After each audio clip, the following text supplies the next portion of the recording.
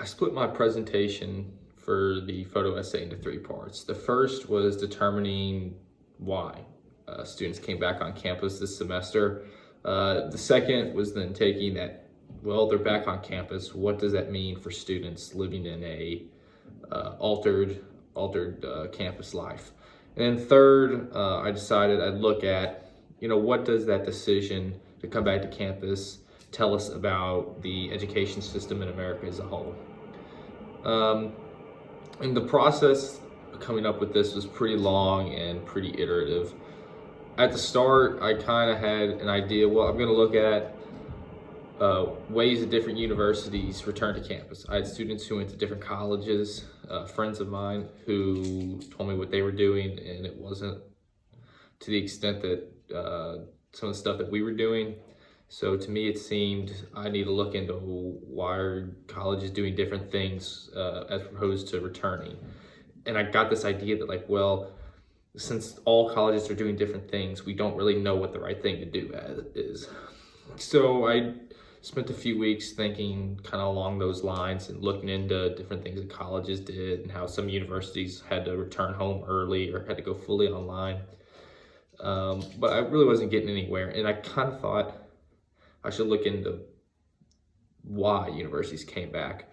And from the start, I kind of had this idea that money was the root cause. I mean, it's the root cause of everything.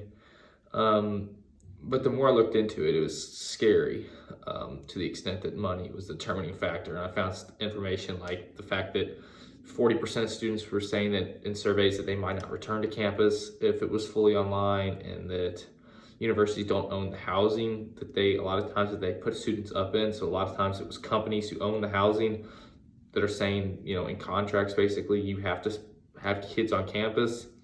And I thought, this is really screwed up. And that was kind of thinking I got along with. And so then I started to put it into the essay. And problem is I knew there was a story there, but it wasn't as interesting as putting humans and putting experiences into the story. So I started thinking, okay, I need to get a human element in the story. What does this mean for students? So I knew I had personal accounts and experiences and feelings that I could write about. And I have two really good friends that came to UK with me who were living very different lives on campus. And I thought, well, I could use juxtaposition between those two students.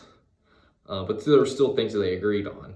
I thought, okay, I can write with that, using my personal account, and say, okay, so colleges came back because of this. What does this mean for students? And talk about college life and how it might not be the best thing that colleges came back just for students on campus. And then at the last minute, I came together with this idea. I had this little flash of an idea. Well, I need to talk about what this means for universities as a whole in the education system. So I kind of added that in at the last minute. But my personal feelings on the project kind of changed, how I felt about returning to campus throughout the process.